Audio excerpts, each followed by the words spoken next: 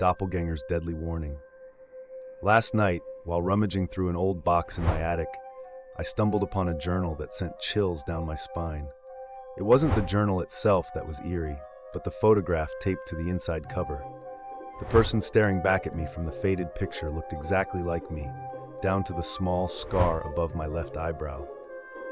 Intrigued and unnerved, I started reading and soon found myself lost in the life of someone who could be my doppelganger. The entries were mundane at first, recounting everyday events and thoughts, but as I flipped through the pages, the tone grew darker. The final entry, dated exactly 1 year ago today, was a heart-stopping revelation.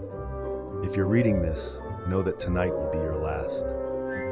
I spent the entire night tossing and turning, haunted by the journal's ominous prediction. My mind raced with questions. Who was this person who looked just like me? And how could they possibly predict my death? I tried to rationalize it away as a cruel prank or a bizarre coincidence, but the pit in my stomach wouldn't let me rest. As the day wore on, I noticed strange occurrences, objects slightly out of place, fleeting shadows in my peripheral vision, and an unsettling feeling that I was being watched.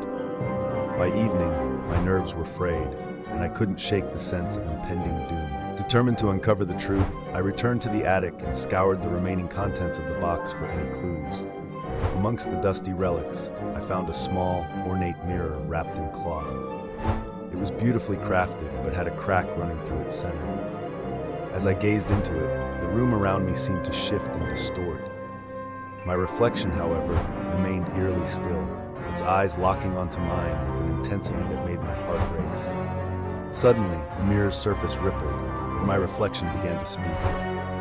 "You have to break the cycle," it whispered, its voice a distorted echo of my own. "Destroy the mirror before midnight, or your fate is sealed." Panic surged through me as the clock ticked closer to midnight. I grabbed the mirror and hurled it to the ground, shattering it into countless pieces. For a moment, the room was silent, and I dared to hope that the nightmare was over. But then, from the corner of my eye, I saw a figure emerge from the shadows. It was my doppelganger, its face twisted into a malevolent grin. "You didn't think it would be that easy, did you?" it hissed. As the clock struck 12, the figure lunged at me, and the last thing I heard was the sound of my own scream echoing through the night.